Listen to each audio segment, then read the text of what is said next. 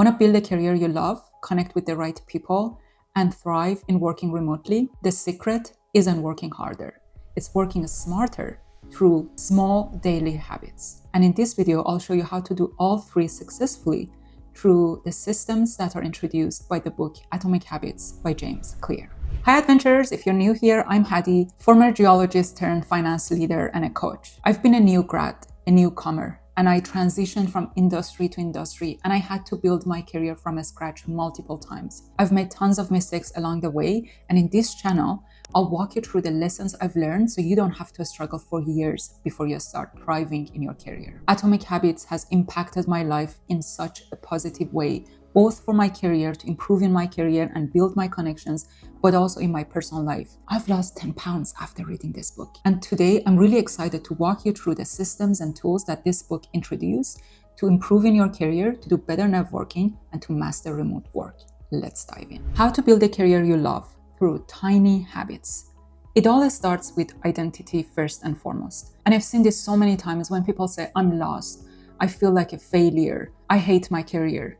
And that creates an identity for you. So you really need to be careful about the wording that you use. So if you feel lost in your career, instead of keep saying, I feel lost in my career, you can say that I'm a growth-minded professional and I'm exploring my options. It just gives such a positive tone to what you're saying and what you're really telling yourself, especially. I used to say, I'm naive. What I meant is that I trusted people, and then in a difficult situation, they throw me under the bus, which happens in lots of difficult situations. And it's just how different people could negotiate and communicate things differently in a difficult situation. But instead of me saying that I'm naive, the more positive identity that I'm building for myself is that I'm optimistic and I want to be a realistic optimistic. So that identity is a key. Be very careful about the type of labels that you put on yourself. Now, 3 habits that can help you to improve your career. Number 1, 15 minutes a day rule. This is such an excuse-free habit. All you need to do is spend 15 minutes only a day reading or learning about something that gets you closer to your dream career. You can read news related to your profession, or you can learn something through Coursera or YouTube or LinkedIn Learning. But that 15 minutes, that small, tiny habit can compound over time. Habit number 2 is to track progress. There's lots of tools such as calendars or digital type of tools that you can track your habits. But the free version of it is to just have a notebook and create a tables. The columns would be the days of the month, and the rows would be the habits that you want to build.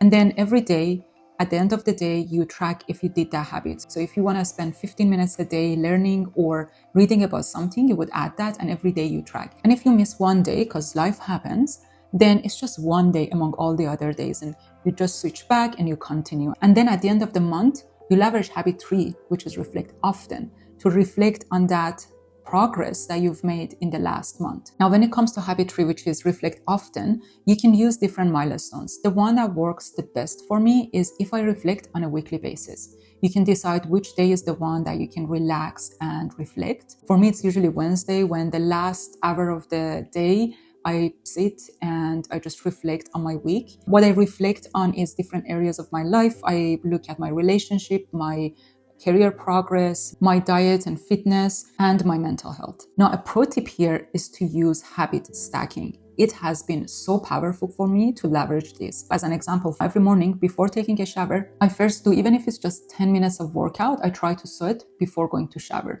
And the bundle of the 2 of them, and stacking these 2 together, not only is just a good habit reminder, but it also improves my mental health significantly. Another one that can help with career is that whatever is your morning routine, try to stack it with one thing about your career. So if you wake up and drink coffee or tea, then try to also at the same time read or learn something about your dream career.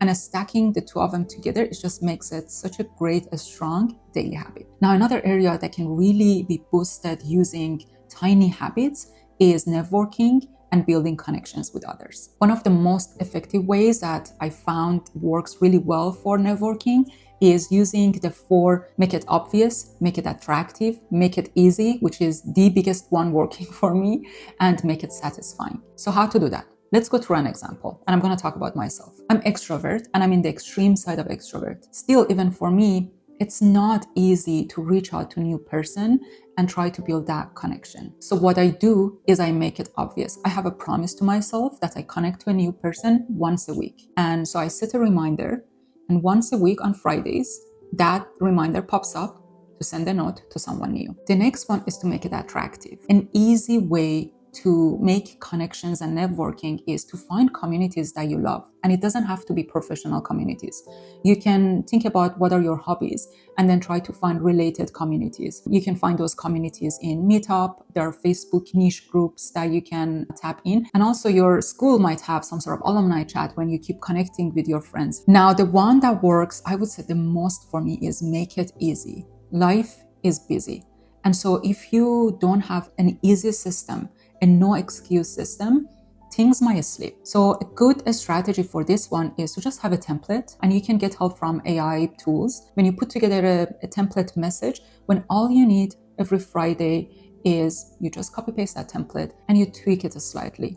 That gives you absolutely no excuse to reach out to a new person on a weekly basis. An example is, hi so-and-so, I admire your work in this field, would love to connect and hear about your journey. And the last one is to make it satisfying. Celebrate small wins. And this is something that I'm working on as well. I come from a culture that we don't celebrate small wins. So it's still something that I'm working on, to recognize my small wins and celebrate them. That could be getting one virtual coffee chat or one reply, even if it's through little things, making your favorite tea for yourself, just go and sit outside, whatever makes you happy and put in that celebratory mode, you need to do it, because that making it satisfying, it just builds such a strong pattern in your brain that then you continue with those habits. So the pro tip here is, again, use habit stacking. So an example is that you find some communities and then you can stack it with your lunch break, that during your lunch break, just send a message to someone in that community or send a status update.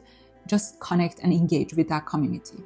And that habit stacking is so powerful for you to just continue with that networking and building those small connections. Now, the last one that I want to talk about is how to master remote work using tiny habits. I see a lot of questions coming from people who work either fully remote or hybrid on how this whole remote work has been making them unhealthy, feeling isolated, and also they lost the boundaries between work and personal life. And using atomic habits actually can help significantly with building specific habits to set those boundaries between your work and your personal life, and just feel much happier and fulfilled doing your work. So the first one is to create a trigger for your work mode. One of the things that James Clear talks about is to have a specific environment for specific tasks.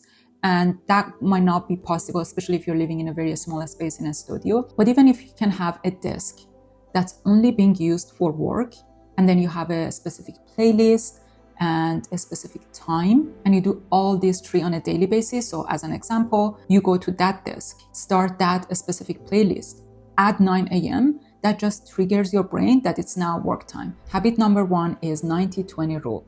What James Clear talks about is using those 90 minutes blocks of full focus and then 20 minutes of break.